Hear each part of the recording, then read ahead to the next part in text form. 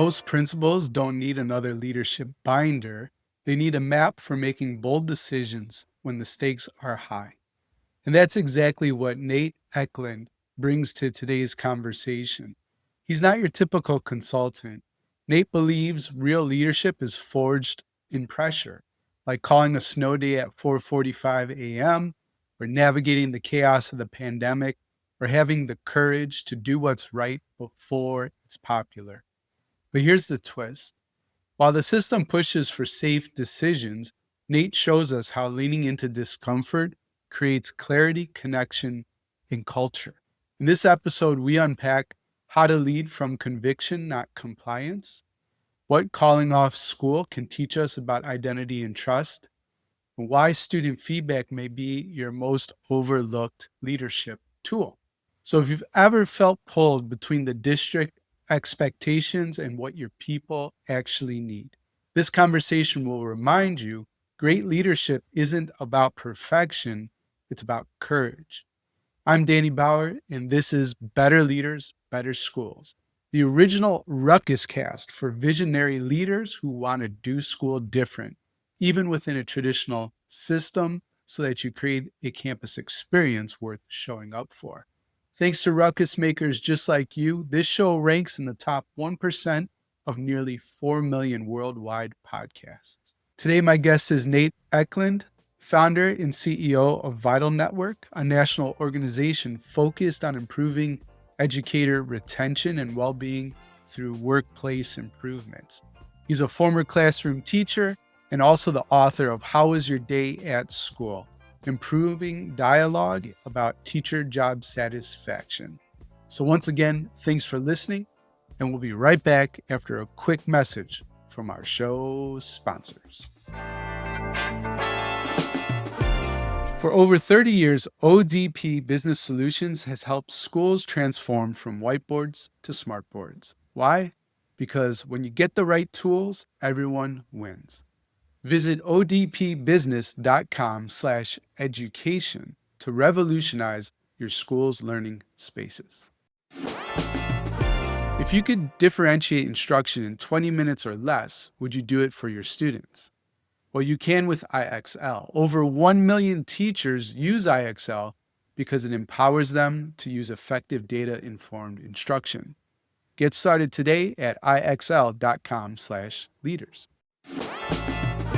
This episode is brought to you by our friends at Expressability. They are building AI tools that actually make school leadership easier. From secure AI-powered chatbots to time-saving automation, they're helping districts work smarter, not just harder. Want to be your district's hero? Visit k12ability.com. That's k12ability.com. And Nate, welcome to the show. Thanks for having me. So I want you to bring us to a keynote where I believe the superintendent, he brought you in, he wanted you to cheer people up, but you discovered that people were grumpy and you decided to pivot, right? Yeah. Can you tell us the story of what was Oh going on man. there? Yeah, that's the stuff of legend, at least according to myself. So yeah, I mean, yeah, back in the day, I had, I left teaching, and then I had written a book around burnout and job satisfaction in schools, which is kind of the birthplace of my career. So yeah, superintendent had a teaching staff. They were literally ready to strike. They were like ready to walk out. I mean, it was bad. And he's like, "Hey, can you come in?" And I cheer him up. So it just, man, I was so young. Why did I say yes? It's like I got on a plane, flew there, and walked into a room of unbelievably grumpy, sad, frustrated educators. And I kicked off my own address and went for about 3 minutes on that before I realized this is horrible for everyone involved. So we closed the computer and we turned it into like a whole hour-long session, which became known as Punch the Shark, which is like, how do we swim towards stuff that makes people uncomfortable? So I walked up into the audience with the handheld microphone. I'm like, "You look pretty angry. What's your problem?" And like, let's see if we can solve it on the fly. So Oh my gosh. that was like a pivotal moment in my life, and my dry cleaning bill was pretty good from sweating that suit out. So yeah. Wow. Why do you think you walked toward that problem or that shark and punched it in the nose, right? Because Some people might have doubled down, kept doing the slides, right, and Yeah. try to cheer them up, but you brought a mic to the people and said, "You look angry. What's Yeah. your problem, sir?" Yeah. Well, I've honestly, it's sort of a convenient question, Danny, in a way, because like I've spent the last 20 years of my career trying to hand the mic to teachers in a way, like literally or Mm, figuratively. And it's just, how do we as humans and as organizations sort of have that gumption and that bravery to like, let's solve problems together and like what's mm, actually getting in your way of joyful life and good teaching, and can we just figure it out? So I think in a lot mm, of ways, well, that's the story of walking through the audience and kind of having a Southern revival of like, let's punch the shark. It was a good story, but it really did help launch a mm. whole pathway of just how do we empower people to like go towards uncomfortable things and not be afraid of it and be honest on the way out together. So it certainly was a seminal moment for me personally. Yeah. How did I'm assuming the superintendent was in the room, but I could be wrong, and how did he or Oh, she react? yeah. Yes, the two front rows were a bunch of people in suits and ties, and then the 800 people behind them were not. And there was Yeah. definitely an us and a them in there. I think when I shut the computer down and the screen went blank and clearly it was going to pivot, there was a look of, I don't know if it was panic or actually just anger. But I got to say, a couple weeks afterwards, they printed out Punch the Shark posters and they hung them in like every building in the district. And I know they actually used it in their contract negotiations. So it kind of became this meme of like, let's be honest and direct with one another. So I don't know if he like dug it in the moment, but I think was able to leverage the moment moving forward, which I applaud from that leader. Yeah, because so many would have, really, had the panic and be angry in that moment and never talk to you again, and certainly wouldn't do the shark posters and taking it seriously, but it sounded like, it actually acted as some sort of wake-up call for that leadership team, and they did something about it, and good for them, Yeah. as they should. So, you So gotta that means if I go to a grocery store in the area there, I'm still like, oh, you're the Punch a Shark guy. So I should have printed up T-shirts and letter right jacket. on. Yeah, you should have a Punch the Shark. Do you have punchtheshark.com? No, why don't I? Hold on. I don't know. Give me a second. No, what's funny is, I'm just curious if it's even available, but I have my friend Mitch who comes on the show. He runs a company called Organized Binder, and we just like we're friends. We've been friends for a long time, so we discuss trends and just have a good time, and I think the audience likes it too. But who who remembers? I don't. Like we were going down some crazy rabbit hole, and I bought 2 URLs, 2 websites during the conversation because we were like, "Oh, that's a good idea," and, That's a good you one. know, $11 later, I have a couple Yeah. more domain names, so I've, yeah, I've got all a, right. I've got a few on the back burner myself. Yeah. Yeah, for sure. Yeah, that's it's in the DNA. Well, let's pivot to talking about rethinking age-old problems, and how do you sort of approach and process that? Yeah. Well, I think the main, so I'm the founder of Vital Network, and we're based out of Minneapolis, where I'm joining today. And that's really an extension of, back to the aforementioned book, which I've just researched and spent the long chapter of my career thinking about looking at burnout amongst educators and thinking about retention of Mhm. educators. I Mm, think the problem that we see in education right now, we really we put a bow around it saying that we have a recruitment problem. And I would suggest that maybe we're identifying the wrong problem. I'd say we have a yeah, retention problem. Like here in yeah. Minnesota, we have more licensed teachers not teaching than teaching. Wow. So conveniently, the number of licensed teachers who are not teaching is about the same as the capacity for the Minnesota Vikings football stadium. So I always tell people, like, just fill up, go on a Sunday afternoon to a Vikings game, and every seat in that place could be a licensed teacher. So do we really have Yeah. a recruitment problem? I'd say we have a retention. So one of the ways Mm, that we really operate in terms of looking at old problems through new lights is looking at that whole career path in between getting hired and retiring, and like how can we think differently about that chapter of people's lives. And so I think the other thing that we really focus on is rethinking burnout too. So I think that's also a phrase that we all know and probably the experience and we think about, but we tend to see it as this really individualized problem. Like you should get more sleep, you should eat kale, you should, run more, whatever it is. And like, that's totally true. And you should do all of those things. But we tend to look at it more environmentally, that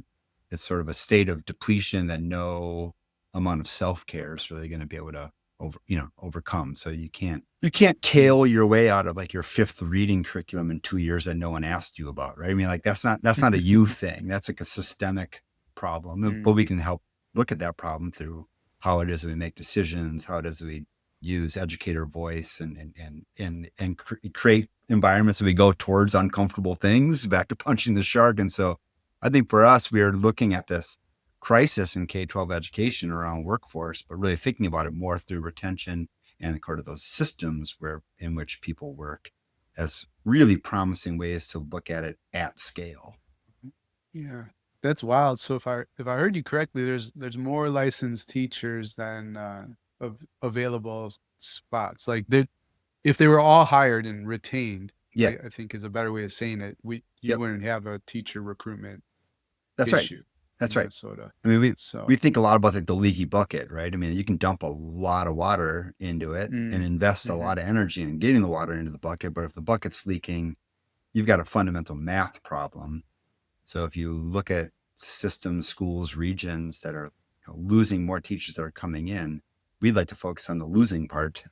And I'd like to focus on the winning part, but I mean, like let's how can we just be really thoughtful and strategic around the workplace conditions and environments those adults are having in Right. schools, and refill the tank. So that's really the kind of the driving energy for us. Yeah, yeah. I mean, Speaking of, can I ask you a question? I mean, think, well, you were a teacher. of I course. mean, like Yeah. when you got a job offer, Mm. when you started teaching, like how did you evaluate whether or not you wanted to work there? Or if you had two job offers, how did you even make Yeah. the decision of like, where am I going to spend more of my waking hours, Mhm. here or there? Mhm. Like, do you remember that? I think I was lucky, Nate, in that trying to think of all the places. First job was down in Marietta, Georgia, right? Okay. Home of Cabbage Patch Kids. And I was sick of the snow, right? And Yep. I'm right out of college. And the first place I interviewed, Nate, right, in a sunny climate, said, "Would you like to work here?" And I said, "You bet." Right? No more snow, right? Yeah. You Yeah. get that in Minnesota. I'm from Chicago, so a Okay. little bit different, but still cold, still snowy. Yeah. After that, master's degree, I'm in Champaign-Urbana, and somewhere that had a good reputation locally. I knew I wanted to stay in the college town area. I knew some of the teachers and the administrators, and it worked out, right? It had a good Mm-hmm. feel. I knew they had a good culture. They offered me a position, so that was a good fit. From there, Nate, that's when I went into central office at Chicago Public Schools. Luckily, I had been working in Avid in addition to teaching other programs, and I could not get a teaching position. Went on interview after interview and just not hired. I don't know why. But Chicago had an Avid program and they needed support implementing it, so I landed in central office. From there, I started teaching in a Chicago public school called Kenwood, right in the area where Barack Obama lived. So Hyde Okay. Park and Kenwood bump up to each other, Okay. and I was helping some of those teachers as an Avid coordinator. And again, knew they had an incredible culture. They had a principal that I just wanted to work for and learn from, Yep. and she offered me a position, so easy yes there. And those were all my teaching positions. I was there Yeah. for a while. Then I moved into administration because my good friend said, "Hey, I'm getting my first principal position. I want a team that I know I can trust, right? And so, I'm asking you to get your admin license." I said, "Well, I'll think about it because I don't want to be an administrator. I like teaching." But I decided to say yes, and then I went that route, and now I'm here doing the show. I mean, so think about that story, right? I mean, so Mhm. The first I'm job is, lucky. My story, I'm very yeah. lucky. I mean, the first one's because it's warm, Yeah. right? You have better weather. And because the girls in Georgia had cute Southern accents. And so Okay, I well, was there's like, that. There's sign that. me up Yeah. right out of college. I'm like, sign me up. And then there's you, and then you came back and you heard, you said, I'm echoing back. You heard from some teachers that this was like a Mhm. good place. But you like, so there's kind of the word on the street thing. Yep.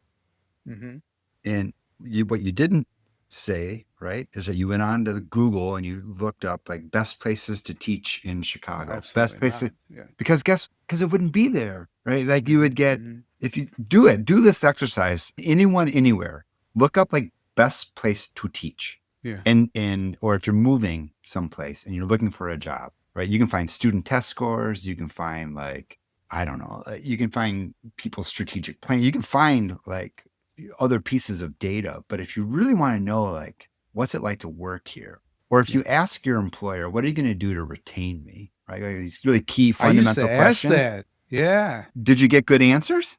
No. I Right. asked, it wasn't as a teacher, to be honest. It was as Yeah. I grew in my leadership. But when I was moving into administrator roles, I said, how are you going to keep me around and how are you going to develop me? And it was a cookie cutter. Well, and this is, we have the assistant superintendent's going to coach you. And I'm like, oh God, Yeah. so nobody had a good answer for that at all. Yeah. So that's a lot of honestly, what we do, Danny, I think, is Yeah. provide this lens into how do we give a better answer to that? What are you going to do to retain me? And give better answers to why should I come work for you? Like, can we actually name with clarity and some precision, like what do employees say about this place? I mean, there's sort of a glass door like methodology, right? I mean, like I have 2 job offers. Let's be honest, the pay is probably gonna be relatively the same. The academic year is gonna be relatively the same. Like all these dynamics externally. The one thing I probably don't know the most about is like, what's my day-to-day experience? And am I gonna be happy here? Am I gonna thrive here as a human, as an educator? And so our work is entirely revolves around kind of those foundational questions of sort of employment status inside of schools, which is novel in a lot of ways. Yeah, absolutely. Because if you're out there obviously doing the work and systems are benefited from it, and my lived experience is when I ask those questions, there was not a good answer, but there should be, right? And I think too, when it comes to recruitment and retention, if there is a real thoughtful answer, because there's a real thoughtful and well-designed process, that yeah, it's there and it's real, that's going to be a place folks want to stay at for a very Yeah. long time, and the only reason they leave is they retire or maybe they move out of the state or something, right? Like you're keeping those people. So yeah, super, super important work. Is there anything else you want to add when it comes to like creating thriving campuses and teacher retention? I mean, your original question was sort of like kind of thinking around like sort of old problems in new ways, and I think Yeah. oftentimes when we think about retention or job satisfaction or workplace culture, any language component, right, is an invitation to think about like these conditions for adults. And I think a lot of times we can conflate sort of like things like morale and satisfaction. We can dump them all into this same pot. And that will be the reason why a superintendent would call and say, can you cheer my people up or hire a comedian or a unis, like these little infusions maybe of moments of glee or pleasure or connection, but then sort of miss like the really like core machinery of like the day-to-day workflow of people and the relationships that we have. So like, we really hyper index how to make decisions and make sure that people affected by decisions are involved in the decision. How do we build really reliable teams and communication structures? Because I trust systems more than people. Schools are hard. It is tiring. It is chaotic. It's volatile. The lab rats, escaped last week, and we had it's really dynamic. But the one thing that can be steady is just like really solid, thoughtful routines and behaviors that we bake in. And when we start thinking about it in that way, and not just like cheering people up or morale or Jeans Friday or Taco Tuesday, but really like how do we operate differently and think differently about that? Like that you can wrap your head around. Like that's actually reasonable, measurable things that we can do, not just like hope that people are feeling okay. Like we can actually design feeling okay. And I think that is really, Mhm. it's really hopeful to me. Like it's really like, it can be really minor. It's like last month's faculty meeting was like really wasteful or boring or what, or hurtful or whatever it might be. And next month's is like way better because we thought about it differently. I'm not saying a better faculty meeting is going to solve all of our problems. I just mean that it indicates to us that problems can be solved, right? That like we can look Mhm. at something and collectively think differently about it. And to me, that is like so infinitely promising, whether it's local or even globally. Can we rethink just that experience educators have? Yeah, right. And so Jeans Day isn't the only way to build a great culture, is I what mean, you're I'm all for saying. genes. So this just to clarify, Danny, I'm for kale, exercise, genes, Jeans, right? tacos. I like it Flip all. flops. Oh, I'm totally down with flip flops. I mean, that's although I'll tell you right now that a quick story. I was my first year of teaching. I was a high school English teacher for like about a dozen years here in the Twin Hmm. Cities, and I was a legit like long haired hippie. I mean, I literally showed up in the classroom Me too. and yeah And and English. college Right. and I loved it. I loved teaching like from day one till day last. I just loved teaching. I Mm-hmm. wore flip flops, I think maybe on Wednesday of the first week of school. Hmm. Hmm. And my colleague next door, a guy named Don Lane, rest in peace, wonderful man, great mentor, came over, had a pocket full of mints. We're during passing time. He hands me a mint, looks down at my feet, he goes, "So are those the shoes you're wearing today?" And so I'm like, "Oh, yeah, today, but not tomorrow." But I think I've always thought about like the sort of the unwritten rules, right? Of like culture and of like how it is Hmm. people are, treated. And that was a good prime example, I think, of just, but that mattered, right? I mean, like that mattered that he was trusted me enough to joke with it and probably mattered to me enough to trust him that he's been teaching for 30 years and I should probably listen. Hmm. Yeah, for sure. You got to have those good mentor mentee sort of relationships, right? So Yeah. there you are learning from somebody, and like you said, unspoken rules, but somebody's got to teach you to them, Yep. teach you them as well. So cool. Well, I want to ask you one more question before the break. There's two sides for every educator, and I know you like to think about which one do you want showing up. So can you riff on that for a little bit? Yeah. I'll go back to the long haired flip flop wearing. I mean, there's two versions of me, right? I mean, like there's fired up Mr. Eklund. I think the one that I totally dig and I like being that person. And then there's that other guy, right? I mean, just Mm-hmm. de- defeated, depleted, and just sort of deflated. Dude, did you hear that? Mm-hmm. .com. You want to buy that or that I URL? didn't hear that one, but I Oh, actually checked. I have bad news. Punchtheshark.com dang it. is taken. It's Thanks for checking registered. though. I appreciate Yeah. it. What Yeah. was the other one? I'm sorry, I missed it. Deflated, defeated, and depleted. Well, Don't that I that hope it one's doesn't I hope it doesn't exist.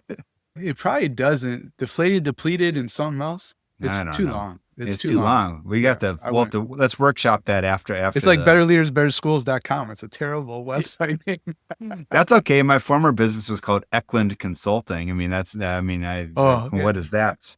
But I think for back to like, I think that this idea of like which version of us shows up, and think back to your own teaching days. Like you probably came home and hang out with your friends and family. Hmm. And like, what were you talking about? Like on a really good day? On a good day, Yeah. probably the stuff that made me super proud. You know what I mean? And like, hey, can you believe this kid did this? Or as a class, like for example, I just had one of the highest professional honors of my life. My mentors interviewed me, right? These guys that call Wow. themselves the category pirates. And we were just talking about category design and all this stuff that I can nerd out about for hours. And they asked about sort of some of the results I've created in my career.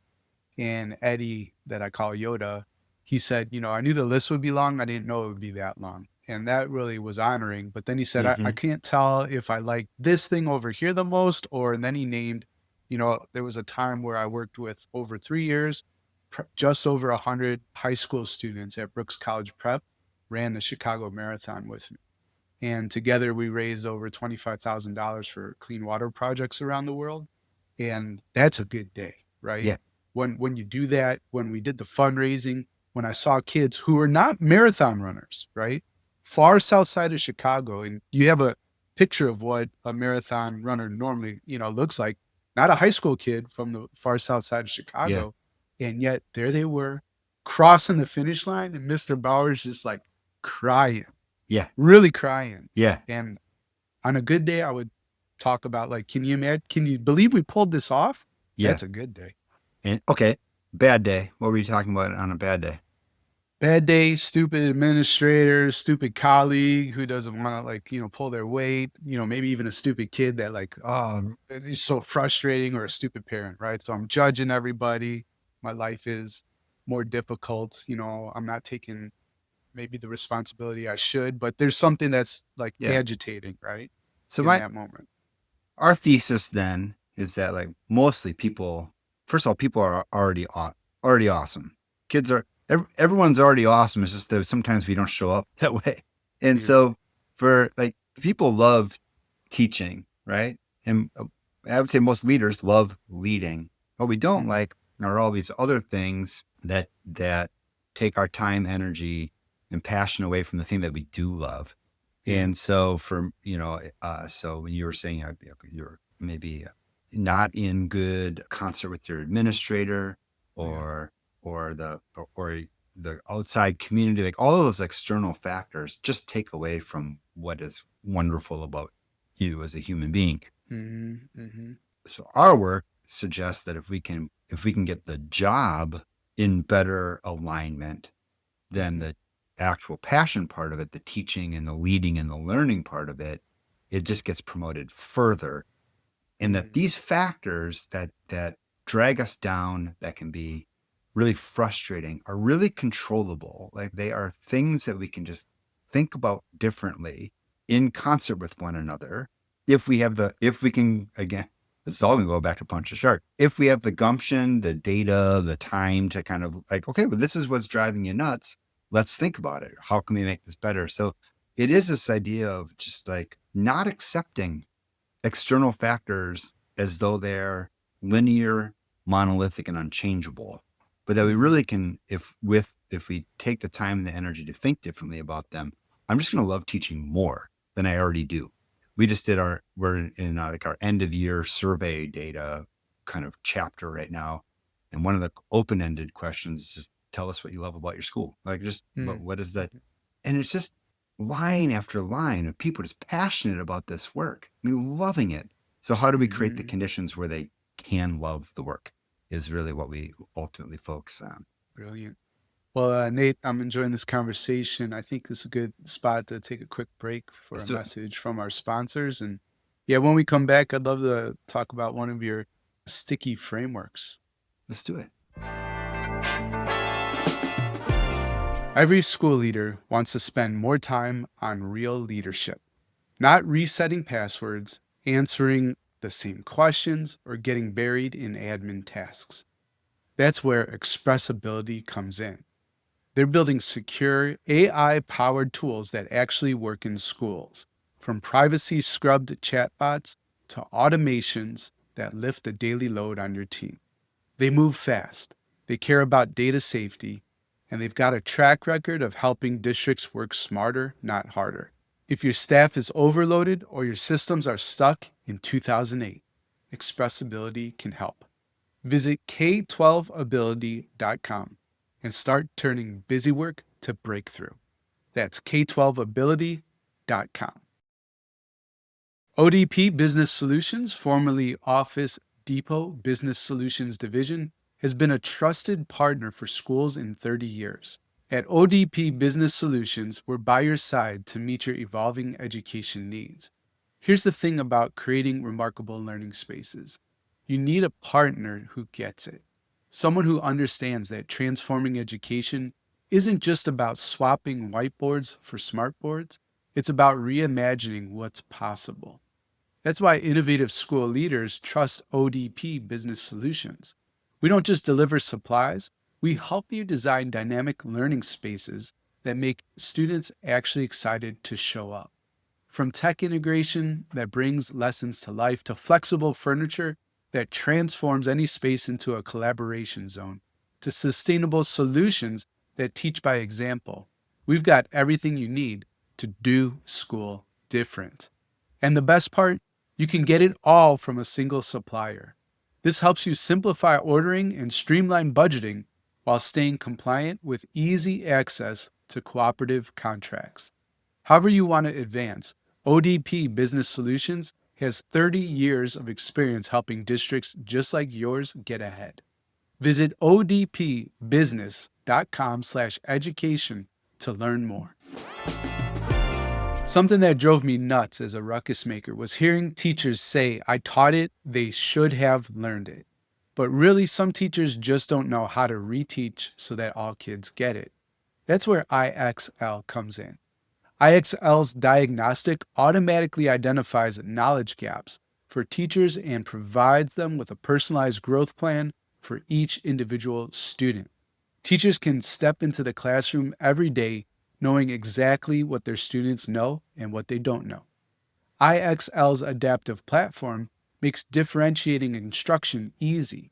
As students learn, IXL adjusts to the right level of difficulty for each individual. Close knowledge gaps and accelerate learning at IXL.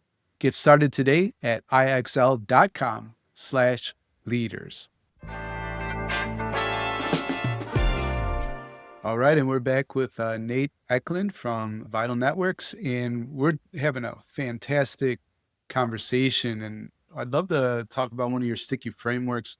I don't know if I had this right, so correct me if I'm wrong, but the teach, measure, ideate framework. Yeah. And I mean, I think a lot of our work, and I think I probably already sort of hearkened to it, is we think, believe, and observe that most human problems, issues, tensions, stresses can be solved with good design and good relationships, right? I mean that, and so most of our work is helping people identify what the actual root causes of stress might be, or mm, root causes of burnout, and then working collaboratively with one another to continue to drive down to what is the actual problem, and then feel like they have the creative space to try things that might not work, and that's okay, and then they can reiterate again. So we really look at it as design challenges.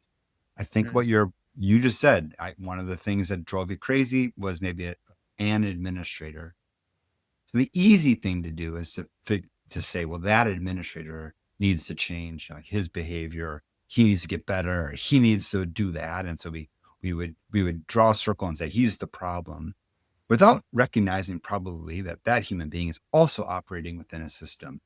Probably mhm, also has external factors impacting how he shows up. So I think we tried to be very patient with folks, like, let's not rush to defining that problem in such a linear fashion. Let's sit in it mm, long enough to identify what those causes are, and then iterate together, always, we hope, on an upward trajectory, but knowing that it's not necessarily going to be linear change. So we're really a design and very human-centered approach towards looking at this. And that even informs, I think, how it is that we work with our districts.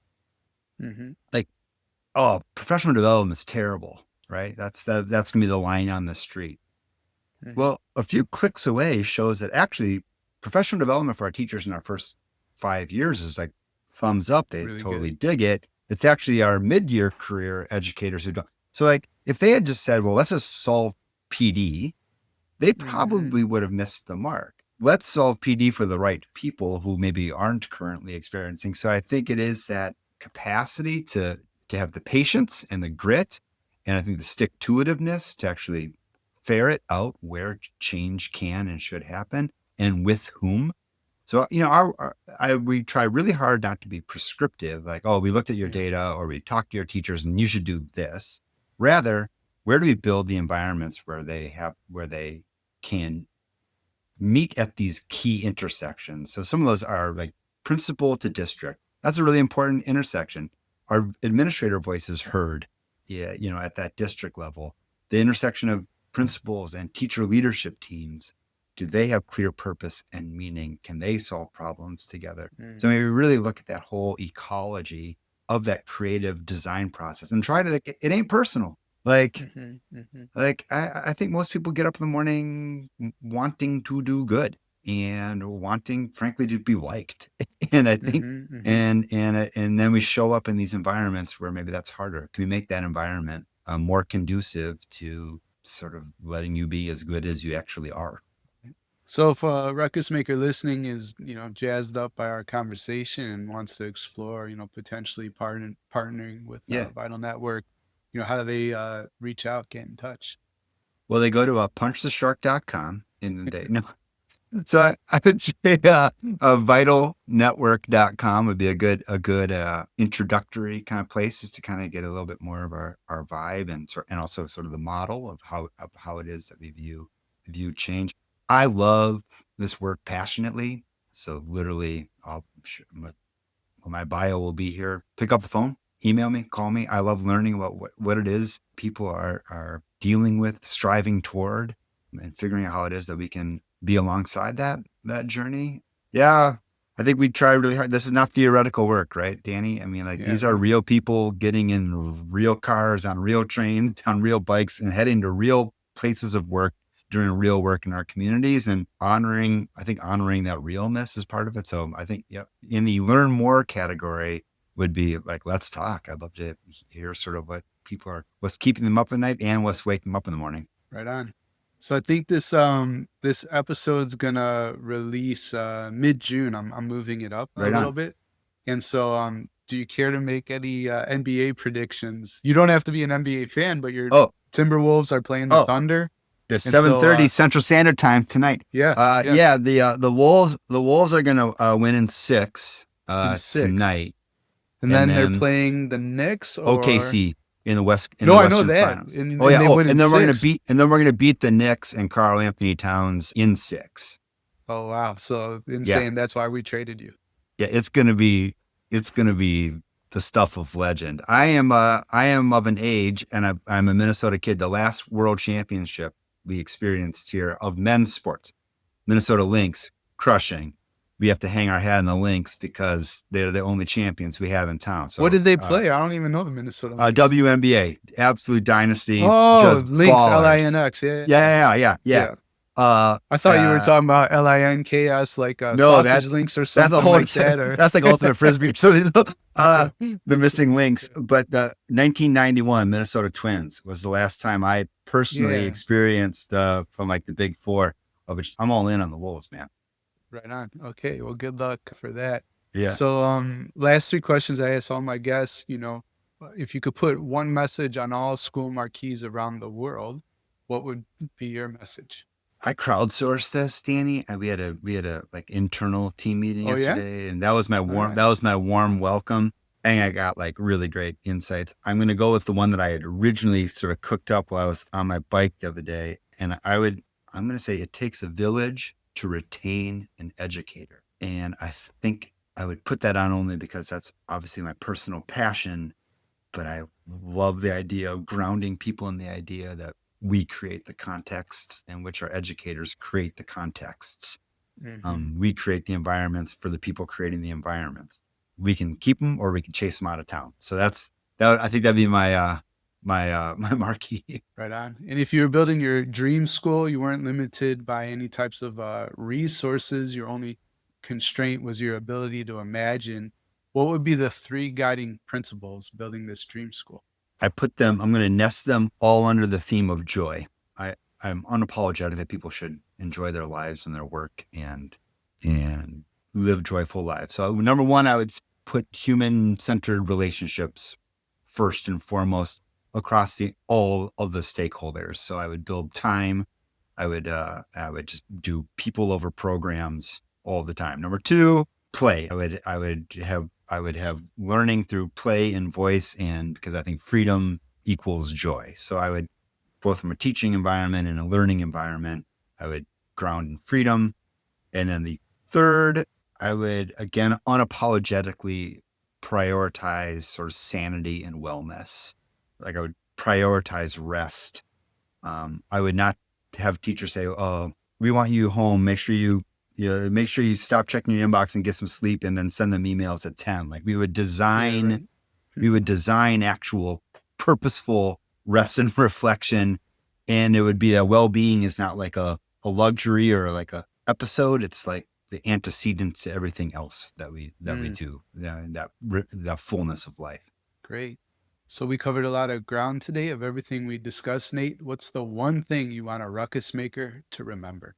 I would love people in their own lived experiences to rethink what they experience of burnout, like at a personal level, that it's not Mm, your fault and it's probably not going to be your solution. It's going to be mm, happening in concert in relationships with others. So, yeah, I think you need to take care of yourself. But I think if we can look at it as like a sort of a communal response to like our own conditions, it no longer is like my problem if I'm not feeling great on a given day, but like how can we actually collectively like rethink the impacts we have on one another and like how it is that I show up in the world. Hey, Ruckus Makers, thanks again for pressing play. I hope you enjoyed the show as much as I enjoyed creating it for you. And before you go, if today's episode shifted something in you so that you want to do school different, or maybe you have a new idea about how to reimagine education on your campus, then check out My Principal Coach. It's your AI powered leadership mentor.